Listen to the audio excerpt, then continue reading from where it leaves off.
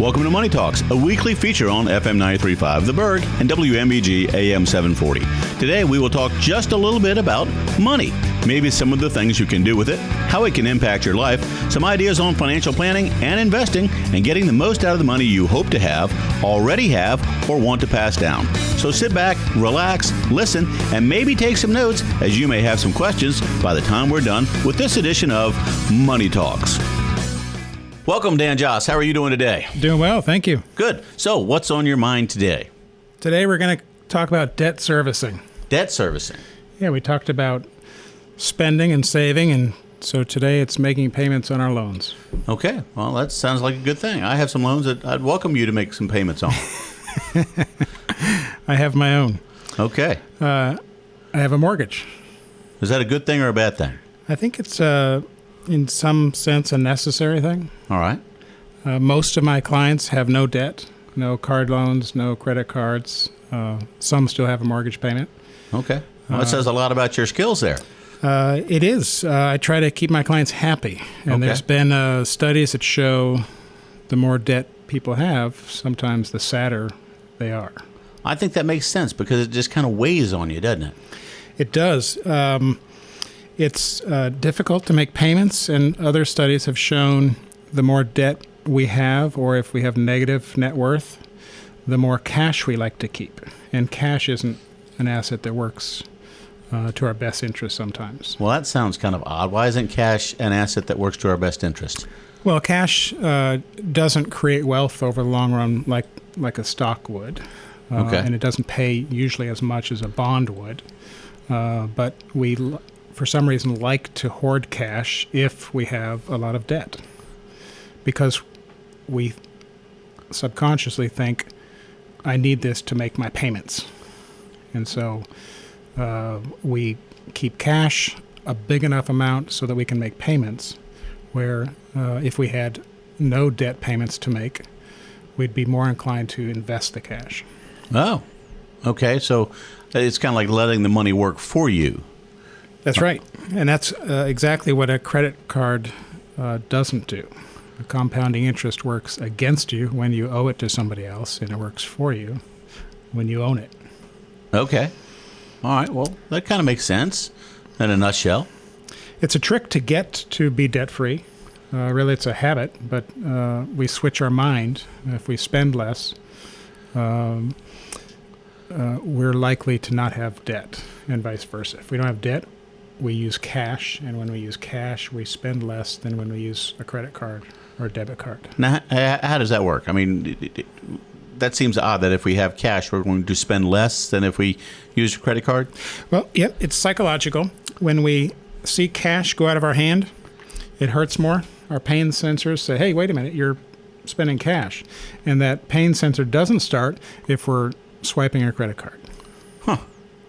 Okay. So a challenge that I give to some of my clients is spend cash for a whole month.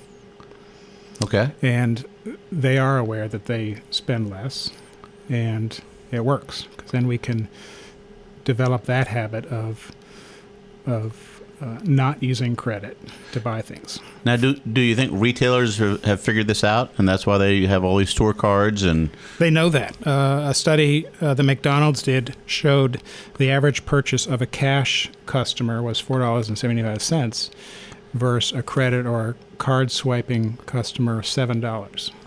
wow. So they know it, and they'd love for the market to be cashless because it's more secure. It costs less to do a credit transaction, or it's secure to do a credit transaction. They don't have to safeguard the cash in the drawer, and they get more money from the customer. Okay, I guess that's why all those stores out there, the big box stores and retail stores have store credit cards that they all encourage you to do. They all do, and the same is true with a car dealership.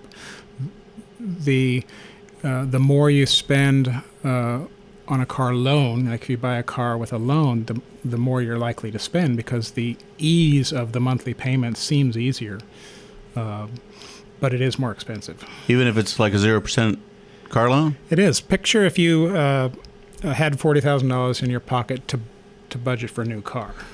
Okay, so we're really imagining things here. Right. Yeah. So If I have the cash, I'm likely to not spend it all because those pain sensors will say, hey, you're spending a lot of cash.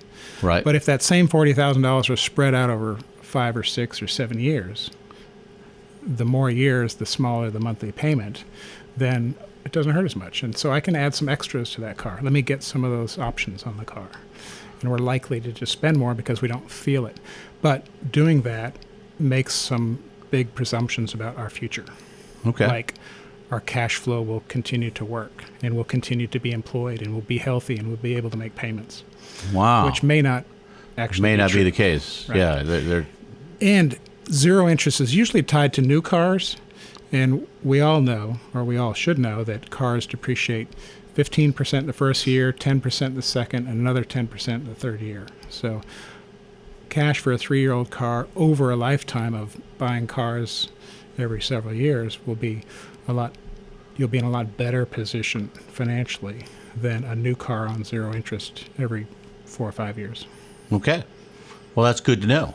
Do you want to share with us any other last-minute thoughts? Because I know you got lots of thoughts, and Sure. and you've got ideas to help people achieve what we're talking about here. Sure. Don't accumulate debt. Sounds easy. Don't co-sign for another.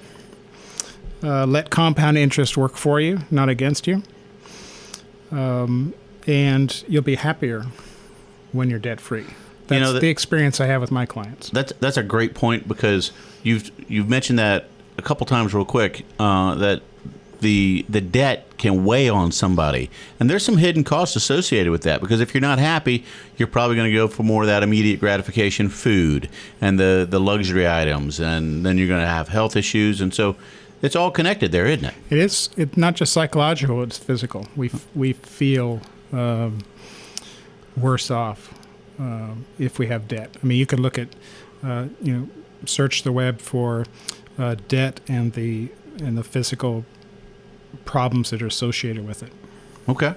Depression, anxiety, suicide thoughts. I mean, when people are in debt beyond what they thought or can control, things go bad. Right. Okay. Well, on that very somber note, let's toss them your phone number so that if people want to get in touch with you on how they can alleviate some of these concerns and perhaps adopt some of the practices that you found useful in your life. Sure, 757-903-2127. All right. Well, thank you very much, Dan Joss. We appreciate you being here for Money Talks on WMBG, FM 93.5 The Berg, and AM 740. Thank you.